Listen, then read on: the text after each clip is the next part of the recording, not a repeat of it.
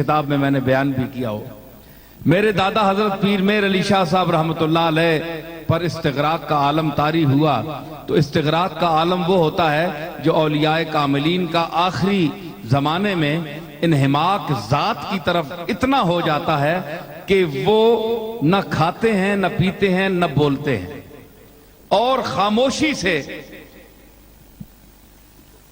وقت گزارتے ہیں، جو ان کا وقت مقرر ہے اس کو وہ گزارتے ہیں ایک خاص لگن کے ساتھ اور انہماک، پورے انہماک ذات کی طرف۔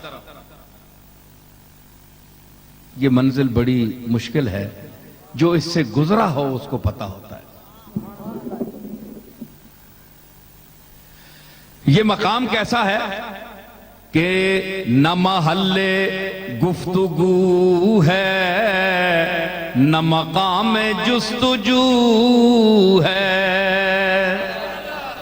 نہ محل گفتگو ہے نہ مقام جستجو ہے، دل بے نوا نے میرے جہاں چھاونی ہے چھائی۔ گفتگو ختم ہو جاتی ہے وہاں، خاموشی، مسلسل خاموشی، اعضاء مزمحل ہو گئے، جسم جواب دے گیا، کمزور نحیف سا ایک آدمی چارپائی پر لیٹا ہوا ہے۔ اتنے میں آپ کو پتا ہے کہ اتنا کمزور آدمی بول بھی نہیں سکتا، سن کیا سکے گا، گرانگوش ہو جاتا ہے، اونچی بات سنتا ہے، بڑھا آدمی 80-90 سال نہیں عمر رہا۔ تو پیر میر علی شاہ صاحب کی اتنی محنت، ریاضت، عبادت، پھر علمی دنیا میں ساری زندگی گزاری مطالعہ میں، تو جسم کا کیا حال ہو گیا ہوگا، نقاہت کے آخری درجے پہ تھے۔ تو ہمارے وہاں ایک ان کی خادمہ رہتی تھی، تو وہ جو ان کی باری تھی اس کے پاس آئیں اور وہ جھانکنے لگی، جس کو آپ ونڈو کہتے ہیں، کھڑکی، جھانکنے لگی۔ تو پیر صاحب نے بڑے نحیف تھے، فرمایا اپنے جو خادم تھے محبوب عالم صاحب، ان سے فرمانے لگے کہ محبوب ہم کمرے میں کتنے آدمی ہیں؟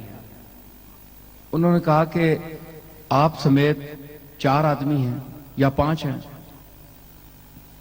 تو تھوڑی دیر گزر گئی، پھر یہی پوچھا سوال، انہوں نے یہی جواب دیا۔ تیسری مرتبہ پھر فرمایا کہ کتنے آدمی ہیں؟ انہوں نے کہا جناب 5 آدمی ہیں آپ سمیت یا 4 آدمی ہیں۔ فرمایا کہ تو ٹھیک کہتا ہے، یہ اب سنیے، تو یہ ٹھیک کہہ رہا ہے کہ 4 آدمی ہیں، لیکن میں تمہیں بتاؤں کہ میری سمجھ کے مطابق اس کمرے میں 5 آدمیوں کی سانس چل رہی ہے۔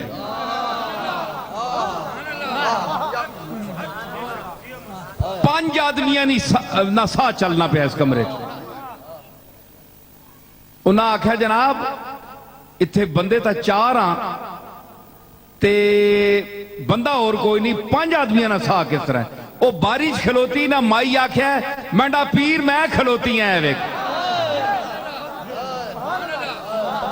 فرمایا چلیے تائیوں میں پہ آنا بھئی 5 آدمیاں نہ سا چلنا پہ، 4 نہ کتے چلنا پہ۔ تو اتنا مجمع بیٹھا ہوا ہے، بڑے سے بڑے امریکہ کے فارغ ڈاکٹر کو بھی لے آئیں، مشینیں لائیں یہاں رکھیں، سانس کیچ نہیں کر سکتی کوئی مشین۔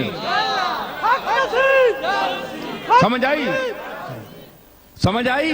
سانس کیچ نہیں کر سکتی کہ 10 آدمیوں کے سانس ہیں، 5000 آدمیوں یہاں بیٹھے ہوئے ہیں، یعنی سانس گن کر، آدمی گن کر تو سانس بتا سکتا ہے، لیکن سانس گن کر آدمی نہیں بتا سکتا۔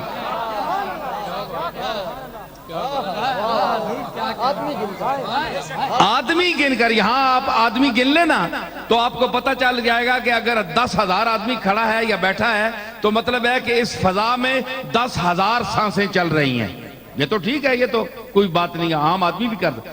لیکن آپ سانسیں گن کر آدمی نہ دیکھیں، سانسیں گن کر آدمی بتائیں. کوئی مشین لائیں، امریکہ سے لائیں، یہ نیو یارک والے میرے سامنے بیٹھے ہیں، یہ لے آئیں، تو کوئی ایسی مشین نہیں ہے. یہ وہ مشین ہے جو قدرت عطا کرتی ہے اپنے مقبول بندوں کو، اپنے خاص بندوں کو، جو ساری زندگی اس کی عبادت میں صرف کرتے ہیں. تو وہ ان کے قوا کو مطمئن نہیں کرتا. وہ یہ اگر کان، یہ اعضاء تھک جاتے ہیں، بوڑھے ہو جاتے ہیں، تو ان کی اندر کی دنیا جو ہے وہ جوان ہو جاتی ہے. ٹھیک ہے نا؟ تو جسم جو ہے یہ حادث ہے، حادث کا اس میں مرض بھی ہوتا ہے، بیمار بھی ہو جاتا ہے. تو شفا کون دیتا ہے؟ یہ اسپتال نہیں دیتے. یہ آپ عقیدہ رکھیں جو اب میں بات کہنے والا ہوں. افتتاح تو ہم کر رہے ہیں خدمت خلق کے حوالے سے، جیسے کہ راجہ صاحب نے بھی کہا کہ یہ بڑی سعادت ہے کہ ایک آدمی اللہ کی مخلوق کے لیے کوئی ایسا ادارہ قائم کرے. تو اس دور میں بڑی ذرا مشکل بات ہوتی ہے. اس کے باوجود آپ نے یہ دیکھنا ہے کہ شفا اللہ نے دینی ہے. کوئی انسان، کوئی ادارہ، کوئی اسپتال نہیں دے سکتا. اگر شفا اسپتالوں میں ہوتی تو یہ بڑے بڑے جو لوگ جا کر امریکہ میں مرتے ہیں تو یہ کبھی نہ مرتے. یہ اگر اسپتالوں سے تقسیم ہوتی شفا تو کبھی یہ لوگ نہ مرتے بلکہ ہمیشہ زندہ رہتے. ایک یہ ذہن میں رکھیں کہ مرنا سب نے ہے، ایک وقت مقرر ہے. وَلَن يُؤَخِّرَ اللَّهُ نَفْسًا إِذَا جَاءَ أَجَلُهَا. جب کسی نفس کی موت آ جائے تو اللہ اس کو پھر آگے پیچھے نہیں کرتا، اس نے وقت پر مرنا ہے.